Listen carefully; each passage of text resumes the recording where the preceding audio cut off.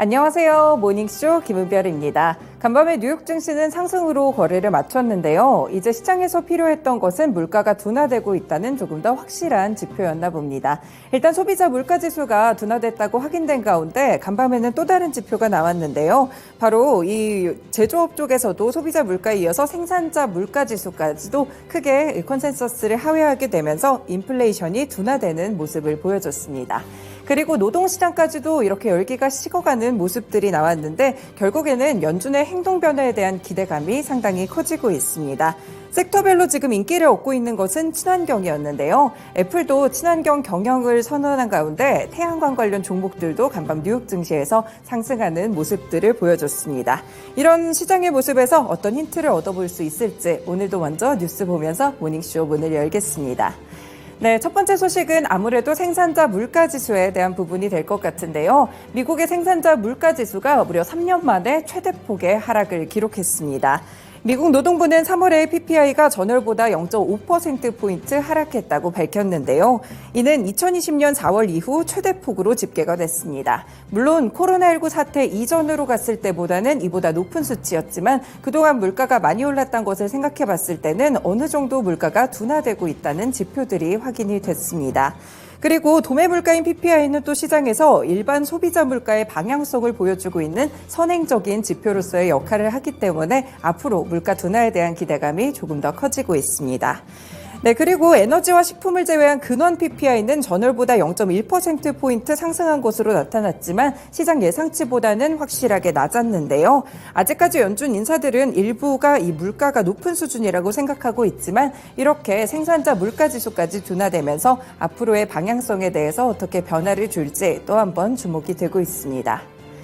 네, 두 번째로는 고용시장에 대한 뉴스 살펴보시겠습니다. 이제 매주 발표가 되죠. 신규 실업수당 청구 건수인데요. 이 미국의 노동시장이 확실히 좀 식어가고 있고요. 이번에 15개월 만에 최고치를 기록하기도 했습니다.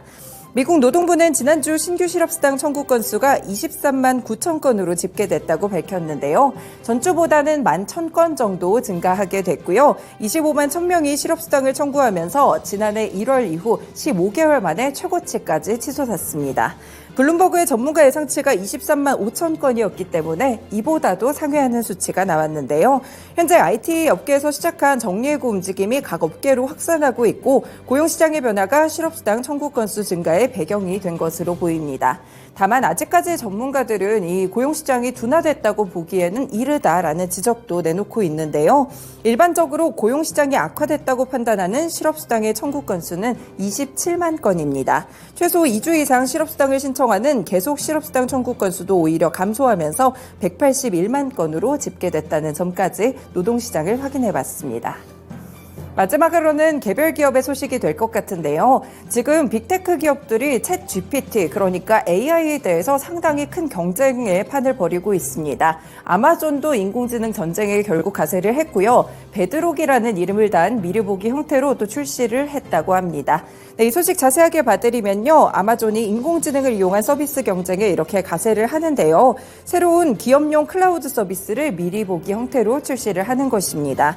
베드록은 AI 챗봇 열풍을 몰고 온 챗 GPT랑 같이 텍스트 생성 AI 시스템을 이용해서 기업들이 자체 AI를 개발하고 향상할 수 있는 플랫폼 서비스로 보시면 되겠는데요. 이 기업들은 아마존 클라우드 서비스에서 이 기업의 대규모 언어 모델이라 볼 수 있는 타이탄 텍스트와 타이탄 임베딩스를 이용할 수 있게 됩니다. 현재 이렇게 마이크로소프트와 구글까지 클라우드 AI 경쟁에 뛰어들고 있는 상황인데요. 현재 점유율을 체크해드리면 아마존이 약 40% 정도의 점유율을 갖고 있고요. 마이크로소프트가 20% 그리고 구글이 10%의 점유율을 갖고 가고 있습니다. 그렇기 때문에 이렇게 또 베드록을 출시하게 되면서 앞으로 빅테크들의 경쟁이 어떤 구도로 펼쳐지게 될지 이 부분도 포인트를 두고 보시면 좋을 것 같습니다.